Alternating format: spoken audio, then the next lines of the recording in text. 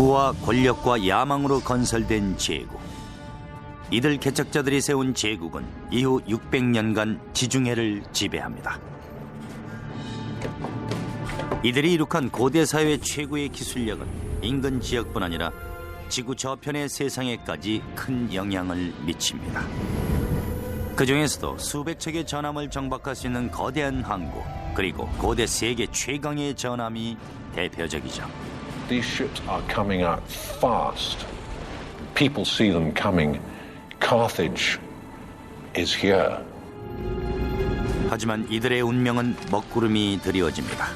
카르타고와 맞서야 했던 유일한 적은 역사상 최강의 제국 로마였습니다.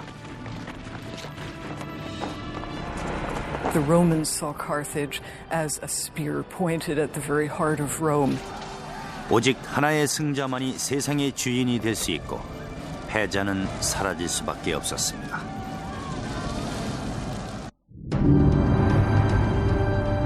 유혈사태, 대학살, 대규모 건설, 그리고 목숨을 내건 모험. 고대 세계 최고 두 강대국의 충돌이 역사를 장식합니다. 로마, 그리고 카르타고. 한쪽이 죽어야 끝나는 싸움. 그 결과는 서양의 역사를 뒤바꿔 놓습니다. 이곳은 튀니지입니다. 안녕하세요, 피터 웰러입니다. 어렸을 때 카르타고에 대해서 들어봤지만은 그게 어디에 있던 고대 국가인지는 잘 몰랐죠.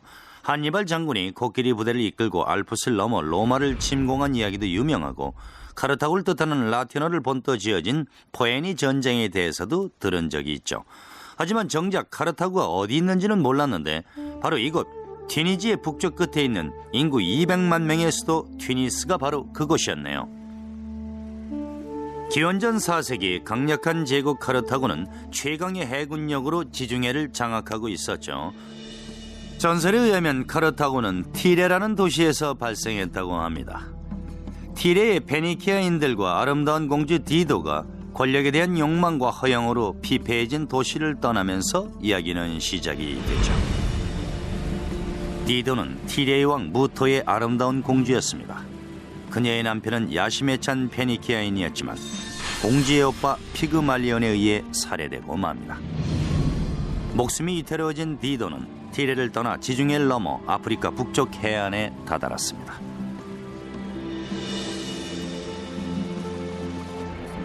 공주는 그곳 원주민들에게 한 마리의 황소 가족으로 둘러쌀 수 있을 정도의 토지를 부탁합니다. 그리고는 가죽을 긴 끈으로 잘라내 넓은 영토를 차지하는 기지를 발휘했습니다.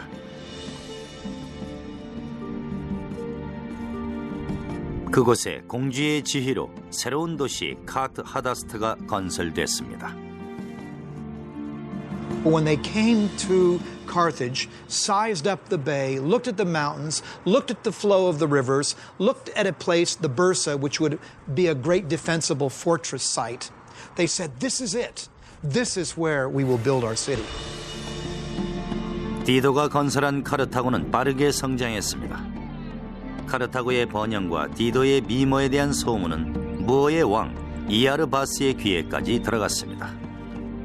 Part of Dido's story is this tale of the king of the Libyan natives, Iarbas, who wishes to marry her, but she refuses to do so.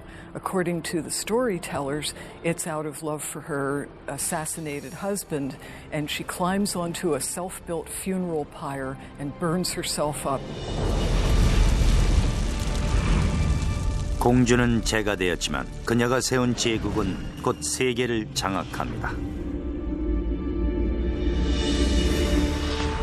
주변의 견제 세력과 좁은 영토를 극복하기 위해 카르타고는 바다에 눈을 돌렸습니다.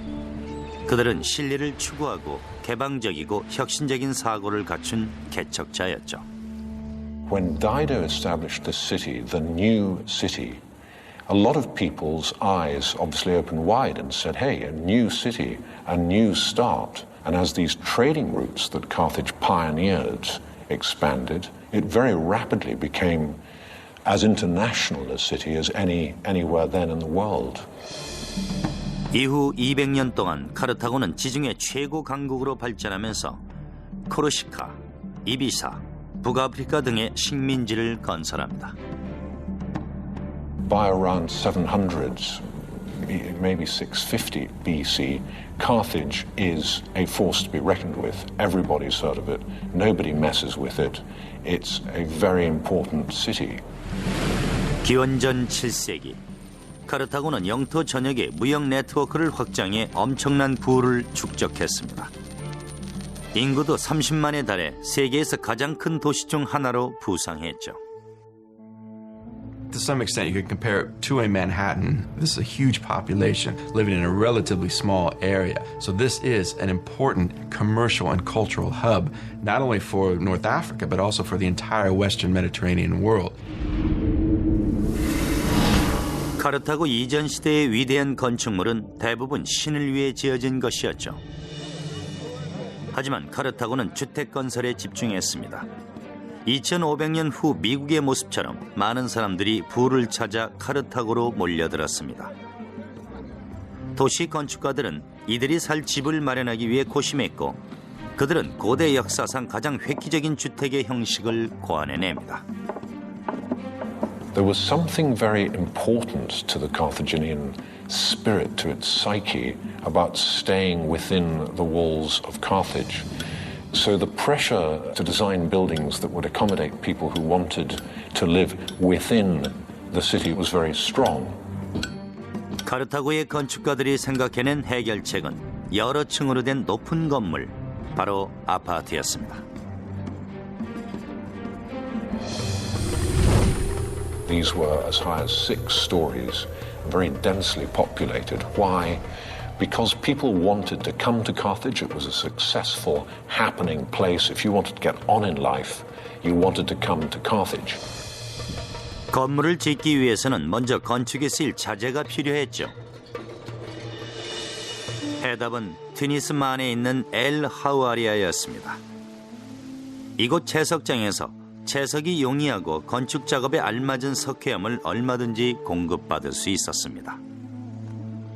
Limestone is the perfect choice for building. And there were limestone depositions geologically in that area, in that basin, very close at hand. 이집트와 마찬가지로 카르타고인들도 석재를 떼어내는데 매우 간단한 도구를 사용했습니다. 물과 나무가 그것이죠. After they've chiseled a dotted line channel along the face of a rock, they take a wooden wedge, stick it in there, if it's deep enough, and then wet the wood. And what will happen naturally is the wood will expand with the water, and then it'll naturally crack the stone.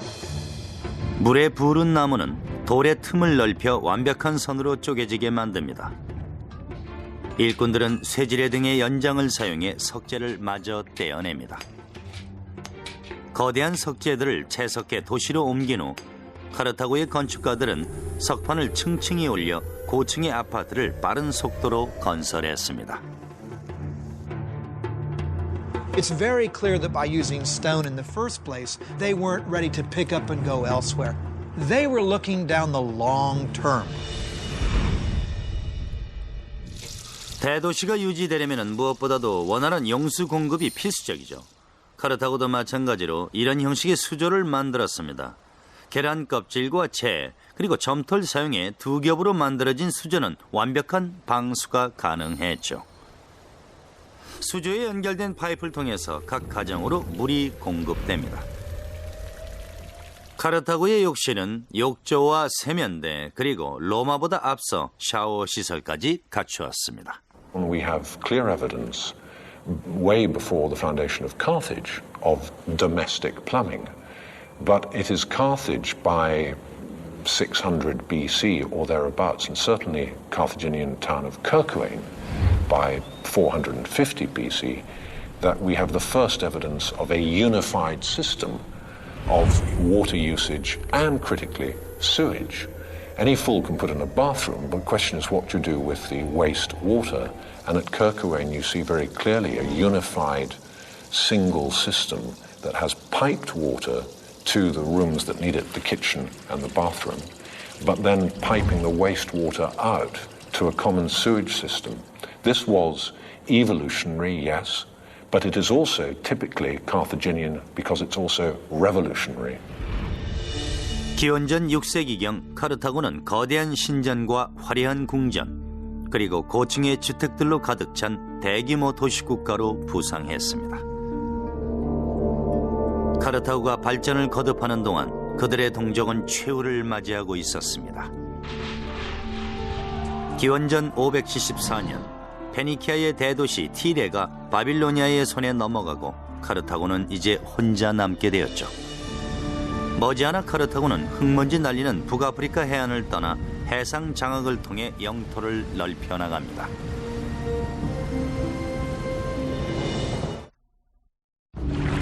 기원전 520년 3,000명의 사공이 60척의 배를 이끌고 지브롤터 해협의 헤라클레스 기둥을 지납니다.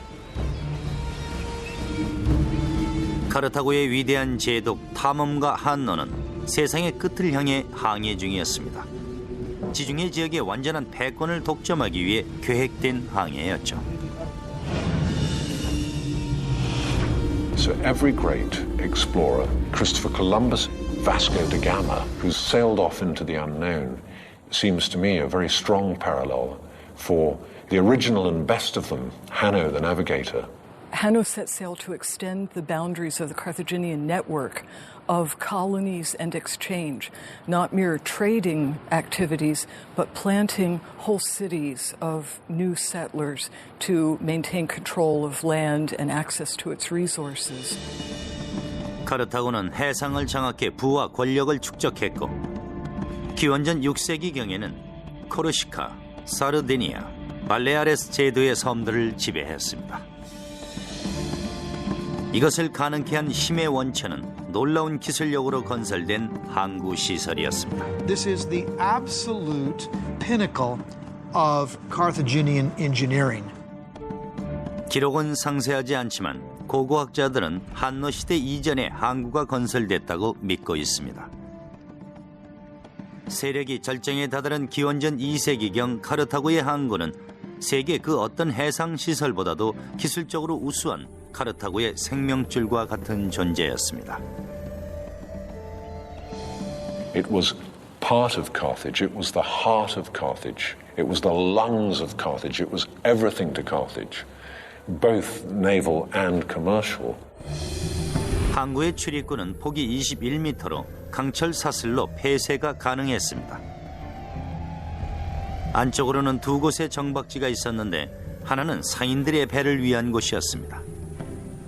The mercantile harbour, the commercial harbour, was organised with conventional wharves to make as easy as possible the loading and unloading of goods. So in Carthage, readily one can imagine in, say, 400 BC, you would see all the goods there were in the then known world being bought, being brought, being sold in Carthage. 그리고 두 번째는 군함을 위한 둥근 모양의 정박지였죠. 먼저 30개의 정박시설이 대칭으로 설치되고 140개의 추가 시설이 둥근 항구의 둘레를 따라 건설돼 총 220척의 배를 수용할 수 있도록 했습니다. 얼마 전 건선거 시설 하나가 발굴됐습니다. 해상을 호령했던 항구의 규모를 짐작해야 합니다. 카르타고의 해군 항구, 즉 코톤의 유적이 있는 곳입니다. 코톤은 항만의 바깥쪽이 아니라 육지를 깎아 안쪽에 설치된 내항이었죠. 지금은 휴양지로 변한 이곳이 과거 카르타고의 부와 권력의 원천이었다는 것이 믿어지지 않습니다. 거대한 원형의 항구 중앙에는 40-50척의 배를 한꺼번에 수리할 수 있는 건선거가 들어서 있었죠. 그리고 항구의 꼭대기에 설치된 탑에서는 나팔수들이 신호를 알리고 해군 장성들은 저 멀리 바다를 감시하며 이곳으로 오고 있는 배가 아군인지 적군인지를 살폈을 겁니다. 물론 바다 위에 떠있는 배들은 항구의 사정을 아직 모르는 상황에서 말이죠. Nobody has anything approaching this potency, this power, let alone this navigational and seafaring skill. So when the barriers are taken off the channel and within, they're scrambled as they did in World War II with aeroplanes. These ships are coming out fast down this channel and out into the Mediterranean. People see them coming. Carthage is here. 카르타고는 200년간 지중해 지역을 지배했습니다. 하지만 바다 건너 무서운 속도로 군사력을 키워가고 있는 경쟁자가 나타납니다. 바로 로마였죠. 이들 두 강대국은 머지않아 지중해의 보석 시칠리아에서 패권을 놓고 맞붙게 됩니다. Carthage was built to trade, and Sicily was critical to that trading. Why? Because it's right bang slap in the middle of the most important shipping lane in the world. Whoever controls Sicily controls these vital trade routes. The Romans saw the enormous riches that Carthage could command, and it started to just elbow into them. And the Carthaginians nudge back and say, hang on, we were there first. Please, as it were, get your tanks off my lawn. 시칠리아 섬에는 로마와 카르타고 사람들이 동시에 거주했습니다. 두 세력의 충돌은 세계 역사를 뒤흔들 세 차례의 전쟁으로 이어지죠. The Romans saw Carthage as a spear pointed at the very heart of Rome and at their own burgeoning trade empire. So, of course, they felt they had to eliminate it. 이들의 충돌은 포에니 전쟁으로 불리는데 포에니는 페니키아를 뜻하는 로마어입니다. 전쟁의 결과에 따라 역사가 뒤바뀔 수 있는 순간에 카르타고에선 역사상 가장 위대한 장군이 등장합니다. 기원전 3세기 초반 로마 공화국은 그리스 남부의 한 도시로부터 해적을 소탕해달라는 요청을 받습니다. 시칠리아의 두 도시를 손에 넣은 지 얼마 안 된 시점이었죠. 그중 하나인 메시나는 원래 카르타고와 손잡으려 했지만은 지리상 가깝고 세력 상승 중인 로마를 택했죠. 시라쿠사는 메시나와 로마를 상대로 싸우다가 결국 항복하고 로마에 귀속돼 로마는 몇십 년 만에 이탈리아 남부와 시칠리아 동부를 장악하게 됩니다. 카르타고는 이런 상황에 자극받았고 결국 포에니 전쟁이 시작이 됐죠. 전쟁의 승자는 시칠리아 섬의 주인이 될 뿐만 아니라 지중해 남부 전체를 지배할 수 있었던 것입니다. 기원전 264년 로마와 카르타고의 제1차 포에니 전쟁이 시작됩니다. 17년 후 전쟁은 아직도 승자를 결론짓지 못하고 있었습니다.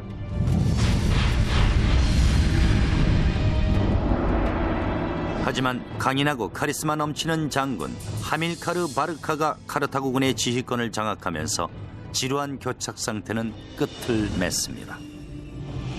Hamilcar was the first great general of the Carthaginian Empire. He's the man with charisma. He's the man who knows how to get the job done, how to save their coals from the fire.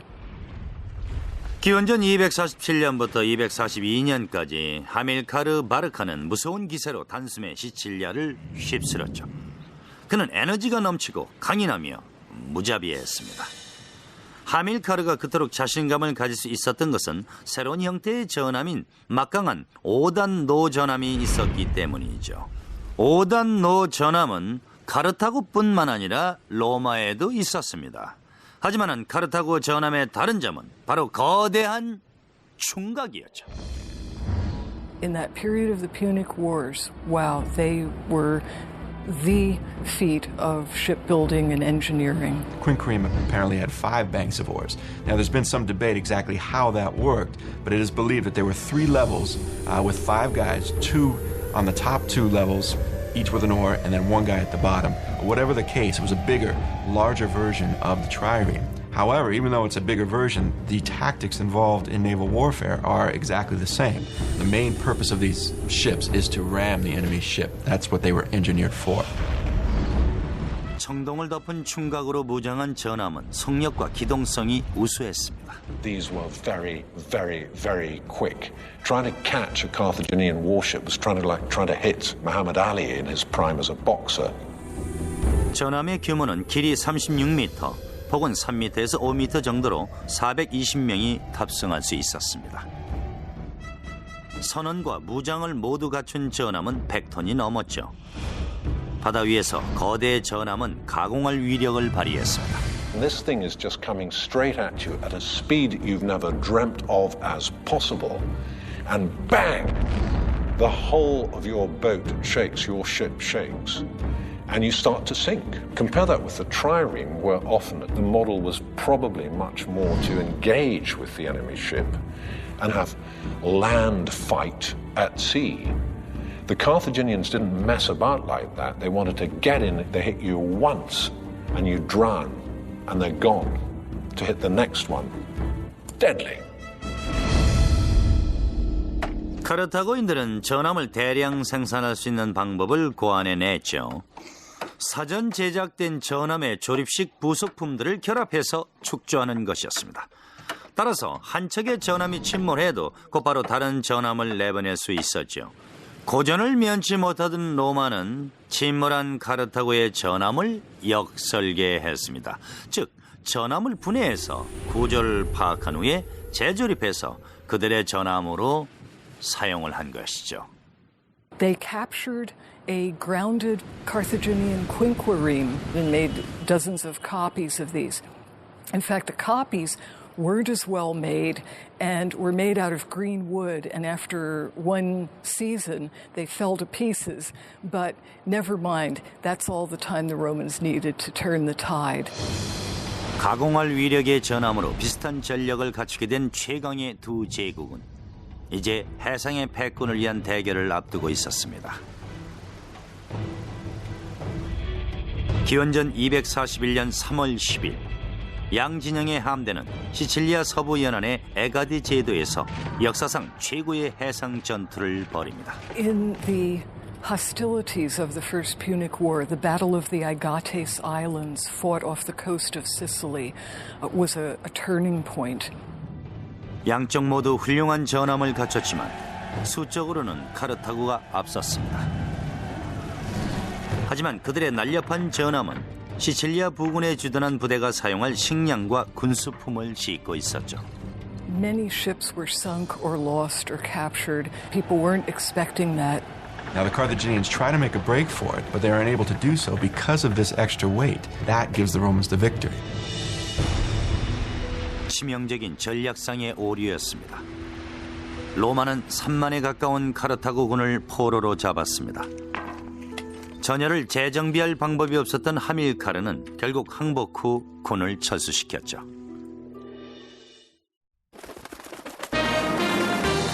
당신이 찾는 행복의 파랑새는 뉴욕 생명 안에 있습니다. 162년 동안 지켜온 신뢰와 가치, 행복한 미래와 키스하세요. 뉴욕 생명.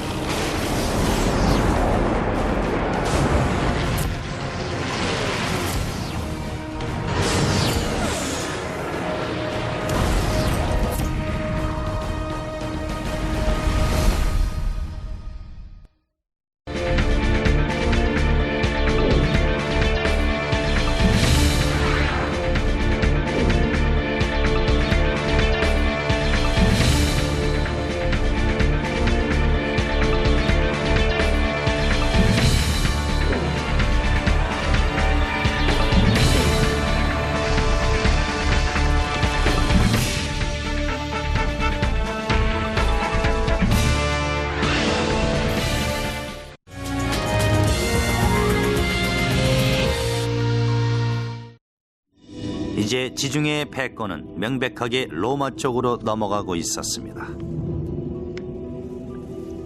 로마는 시칠리아 섬뿐만 아니라 카르타고가 점령했던 코르시카, 사르디니아, 시칠리아와 아프리카 사이의 섬들을 손에 넣었습니다. 카르타고의 재기를 막기 위해 로마는 엄청난 배상금을 요구합니다.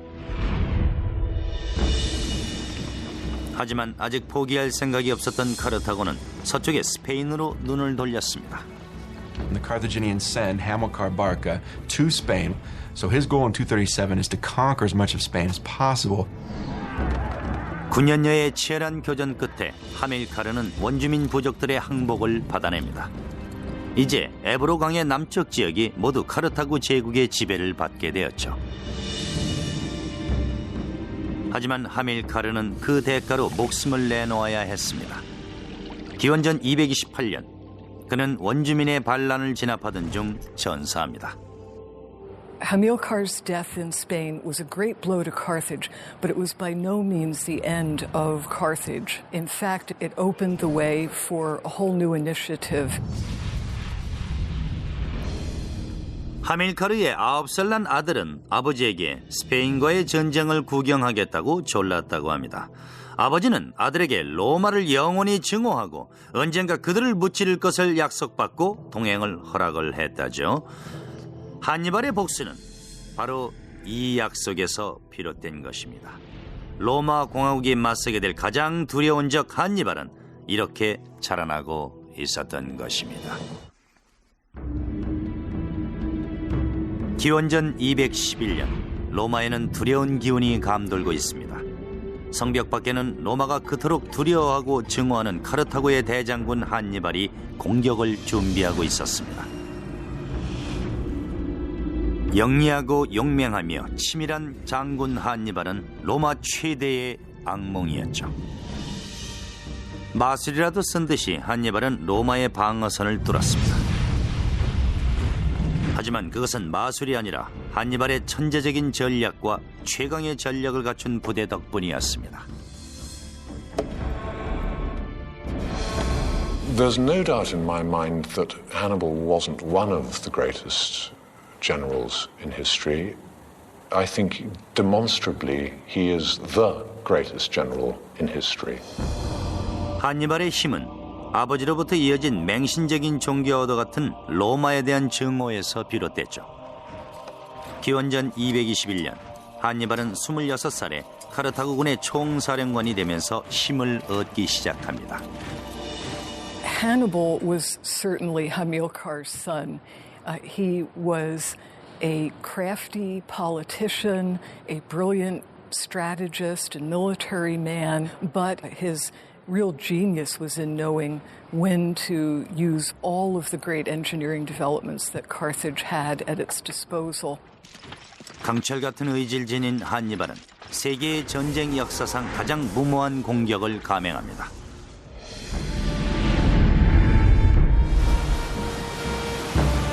로마가 지중해를 장악한 상황에서 한니발은 바다를 통해 적진에 침투할 수가 없었죠. 하지만 로마를 파괴하겠다는 아버지와의 약속을 지키기 위해 그는 불가능한 작전을 세웠죠. 알프스 산맥을 넘어 로마의 심장부에 진입하는 것이었습니다. Now, Hannibal knows he's greatly outnumbered. He knows he has a relatively small army in comparison to the Romans, but he does come up with a strategy which he believes will bring him victory.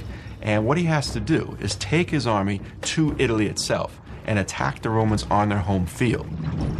기원전 218년 한니발은 9만 병력과 12,000필의 군마 그리고 남쪽의 아프리카 지역에서 확보한 코끼리 37마리를 이끌고 출정합니다. Elephants have been used in battle for centuries before this. They could be the turning point in a battle because the cavalry of the enemy could not withstand elephants. Therefore, Hannibal believes it's worth it to try to get these elephants to Italy. 그해 10월까지 약 1000km를 행군한 한니발의 부대는 첫 번째 난관인 프랑스의 론강에 다다랐습니다. Even at its narrowest, shallowest time of the year, the Rhone River is still going to be somewhere between 100 to 150 to 200 meters wide. It's going to be daunting to all of Hannibal's field engineers. 게다가 강 건너에선 대규모의 갈리아군이 기다리고 있었습니다. 상황이 어찌됐든 이 넓은 강을 건너가는 게 급선무였습니다. 한니발의 건축가들은 자연 정복을 위해 고심했죠.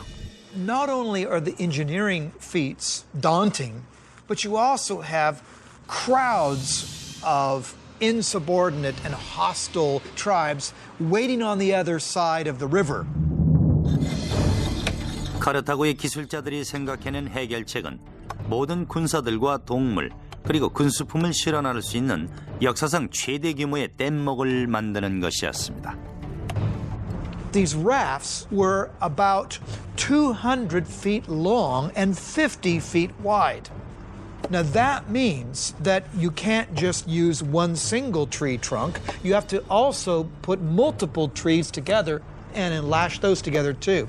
This requires more than a Boy Scout knowledge of knots. 한니발의 군사들은 근처 수림에서 거대한 침엽수들을 베어와 신속하게 목재를 밧줄로 연결했습니다. 하지만 그들은 코끼리들의 정신적 안정도 염두에 둬야 했죠. 따라서 통나무를 연결한 후 바닥에 나뭇가지와 흙을 덮어 코끼리들이 땅 위에 서 있는 것처럼 느끼도록 했습니다. 모든 준비가 끝나고 뗏목을 띄우라는 한니발의 명령이 떨어집니다. 건너편에서 대기 중이던 갈리아인들은 위대한 카르타고의 장군이 군사들과 기병대 그리고 코끼리 부대를 이끌고 험하기로 소문난 논강을 건너는 모습을 목격합니다. 마침내 그가 강을 건너자 갈리아인들은 놀라서 뿔뿔이 흩어졌습니다. 단 9일 만에 카르타고는 갈리아족을 굴복시켰죠. I think the crossing of the Rhone in such a short space of time using rudimentary equipment is one of the great achievements of military history. And people slightly forget the small engineering miracles that made all this possible. 한니발의 부대는 진격을 계속해 알프스 산기슭에 다다랐습니다. 초겨울을 맞이하는 군사들은 굶주림에 지쳐 있었죠. 산을 오르면서 그들은 불가능으로 보이는 장벽과 마주쳤습니다. 바로 거대한 바위산이었죠. 한니발의 기술자들이 고안해낸 해결책은 산을 넘어가는 게 아니라 관통하는 것이었습니다. The stratagem of crossing the Alps certainly shocked the people of Italy. No one expected an army with elephants to make it across. And although the Alps may have seemed in places impassable, this idea of breaking up the mountains themselves to create a pathway to get your pachyderms across was a brilliant idea. 한니발은 어떻게 코끼리 부대와 군사들을 이끌고 거대한 바위산을 지날 수가 있었을까요? 로마의 역사가 리비우스에 따르면 그는 말 그대로 산을 움직이는 획기적인 전략을 세웠다고 합니다. 그들은 바위산에 커다란 균열을 만들고 주변에서 나무를 모았습니다. 바위산 둘레에 나무를 쌓고 바람이 불 때 나무를 태웠죠. 바위가 뜨겁게 달궈졌을 때 끓고 있는 식초를 부으면 틈새 안으로 스며들어가 바위를 녹이게 되고 기술자들은 강철 도구로 바위를 마저 떼어냈죠. 하지만 과연 한니발이 식초를 지니고 알프스에 갔을까요? 그렇다면 가능한 일이겠지만 사실이 아니라고 해도 그만큼 한니발의 천재성을 강조하고자 한 것이겠죠. 어쨌든 알프스 산맥을 힘겹게 넘은 그들이 이탈리아 북부의 평온을 보고 매우 기뻐했다는 사실만은 분명히 말할 수 있습니다. 기원전 216년 8월 2일 이탈리아 남부 칸나이 부근 한니발은 티렌티우스 바로가 이끄는 로마군과 두 제국의 운명을 가를 결정적인 전투를 앞두고 있었습니다. 새벽이 밝자 새로 고용한 용병들로 보강된 한니발의 5만 군사들은 바로가 이끄는 9만 로마군과 대치합니다. 바로는 대규모 병력으로 한니발의 중앙 진영을 무너뜨리겠다는 전략을 세웠죠. 하지만 그것은 치명적인 실수였습니다. 바로의 전략을 눈치챈 한니발은 기병대를 로마의 후방에 포진하도록 명령했습니다. Hannibal had certainly done his homework in studying the psychology of his opponents, and he was able to trick them into his center, and then his forces could engulf them. 완전히 포위된 로마군들은 서 있는 자리에서 무참히 살해됐습니다. 3,500명만이 목숨을 건졌고 10,000명은 포로로, 전사자는 7만에 달했습니다. At the Battle of Cannae, the single greatest defeat ever inflicted on a Roman army throughout its entire history. And of course we have to go to World War I to find a scale of slaughter as big. 빛나는 전략으로 전투를 승리로 이끌었지만 한니발은 여기에 안주할 수 없었습니다. 이후 13년간 전쟁은 계속됐고 로마와 인근의 도시들을 포위했지만 완전한 승리를 얻기에는 역부족이었습니다. 전투에서는 이길 수 있지만 로마 수도를 공격할 만한 무기가 충분치 않았기 때문이죠. 기원전 204년 방어에만 주력하던 로마는 카르타고의 공격을 개시합니다. 결국 한니발은 자국을 지키기 위해 돌아와야 했죠. 기원전 204년 스페인에서 카르타고를 무찌른 바 있는 스키피오 아프리카누스는 한니발 제거를 위해 카르타고를 직접 공격할 것을 제안합니다. 한니발은 고국을 지키기 위해 돌아왔고 양 진영의 위대한 장군이 만나 대화를 나누지만은 그 내용은 알 수가 없습니다. 기원전 202년 둘은 자마 전투에서 제외하고 한니발은 패배했죠. 그리고 평생토록 파괴하려고 애썼던 적에게서 항복을 강요당하게 됩니다. 아버지와의 약속을 지키지 못하고 카르타고에서 쫓겨난 한니발은 몇 년 후 지금의 터키 근처에서 스스로 목숨을 끊습니다.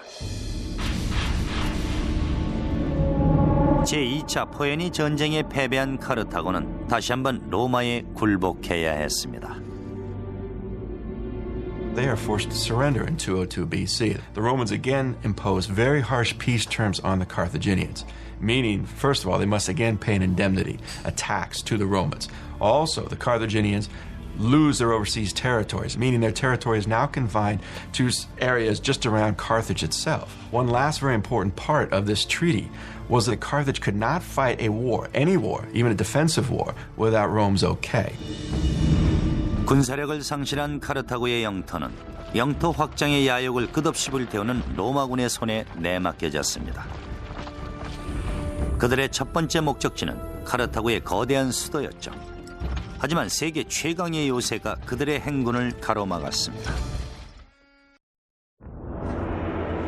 기원전 150년 로마의 웅변가이자 줄리어스 시저의 최대 정적을 증손자로 두게 될 마르쿠스 포르키우스 카토가 원로원에 들어섭니다. 지금 그의 마음속엔 오직 카르타고 생각뿐이었죠. Cato was only too well aware of the strategic position of Carthage.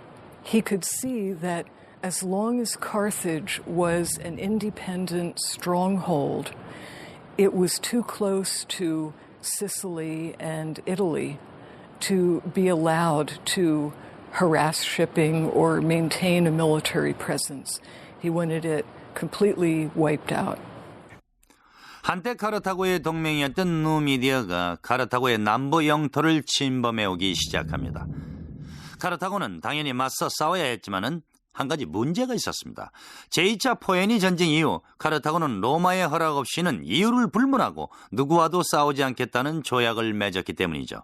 로마는 누미디아와 카르타고의 중재를 위해 사절단을 파견하는데 그들 중 한 명이 바로 카토입니다. 카토는 2차 포에니 전쟁 이후에 경제적 재건에 성공한 카르타고를 목격하고 로마로 달려가 카르타고가 다시 번영을 구가함으로써 머지않아 로마에게 새로운 위협이 될 것이라고 주장을 하게 됩니다. 도로, 정책, 세금 등 어떤 주제에 대한 연설을 하더라도 언제나 그는 카르타고를 반드시 쳐보셔야 한다는 말로 끝을 맺었던 것입니다. 곧 위험이 닥칠 것을 감지한 카르타고는 무력을 증강하기 시작하죠. 로마는 카르타고에 군대를 보냅니다. 로마는 도시를 버리고 떠나라고 명령하지만은 카르타고의 거부로 3차 포에니 전쟁이 시작이 되는 것입니다. 하지만 로마에게도 문제가 있었는데요. 그것은 역사상 최강의 방어력을 자랑하는 카르타고의 요새였던 것입니다. 오늘날 세월의 풍화로 규모는 줄어들었지만 기원전 149년 당시에는 이 방벽이 카르타고의 마지막 희망이었습니다. It was a three-part wall system with massive stone circuit wall. It covered a huge extent and was thought to be unbeatable. A wonder of the world, those Carthaginian walls, and the Carthaginians trusted them. 성벽은 세 겹의 벽으로 둘레가 37km에 달했습니다. 첫 번째는 흙을 압축해 쌓은 낮은 성벽을 뒤로 한 참호였습니다. 전방에 배치된 군사들이 공격을 피해 신속히 후퇴할 수 있도록 설계되었죠. 석재로 만들어진 두 번째 성벽은 외부 방어를 주관했습니다. 두 번째 성벽 뒤에는 높이 37m, 폭 9m의 더욱 위력적인 세 번째 방벽이 버티고 있었습니다. 180m 간격마다 초소를 설치해 경계를 늦추지 않도록 했습니다. Inside this wall lived part of the Carthaginian army, including 20,000 men, 300 elephants, prepared for any type of attack that took place. 카르타고의 방벽 시스템은 지중해 연안의 도시 중 최고 수준이었습니다. 카르타고의 전설적인 장군 하스드루발은 로마를 상대로 그것의 위력을 시험하게 됩니다. The Carthaginian commander who would lead the Carthaginians during the Third Punic War was Hasdrubal. He is the one responsible for retaliating against the Numidians, and he is the guy who's going to be leading the main resistance. 로마의 부대가 도시 안으로 진격하자 카르타고군은 서둘러 새로운 방어진을 구축합니다. The women gave their hair up. They cut their hair so that they could make rope to fire the catapults. They emptied the prisons. The old men volunteered. People who hadn't been blacksmiths for 20 years said, I'll try again. And they rearmed themselves in an explosion of intent and determination that we really have to go to the siege by the Germans of Stalingrad to see again. 두 달간의 치열한 작업 끝에 그들은 6,000개의 방패, 18,000개의 검, 3만 개의 창, 120척의 전함, 그리고 6만 개의 쇠뇌를 확보했습니다. 카르타고의 증강된 무력에도 불구하고 병력은 로마에 크게 미치지 못했죠. 도시는 서서히 절망으로 치닫고 있었습니다. There was no area left alone without Rome or Roman allies, with none of the colonies in a position to stand up to Rome. Carthage was left on her own. 도시는 거대한 요새 안에서 몸을 웅크리고 거대한 성벽이 로마의 침공을 막아주기만을 바랬습니다. Carthage held off the Roman attack for 3 years. And even in the last days after the Romans broke through the walls, it took 7 days before they could get to the top of the citadel, of moving through town like a juggernaut. 로마의 포위망은 점차 카르타고의 목을 졸랐습니다.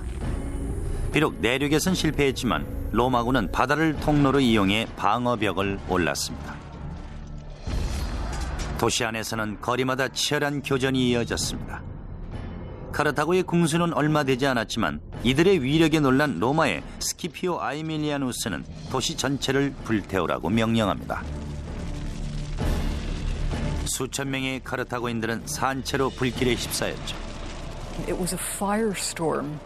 It must have been hellish for the residents, people fleeing.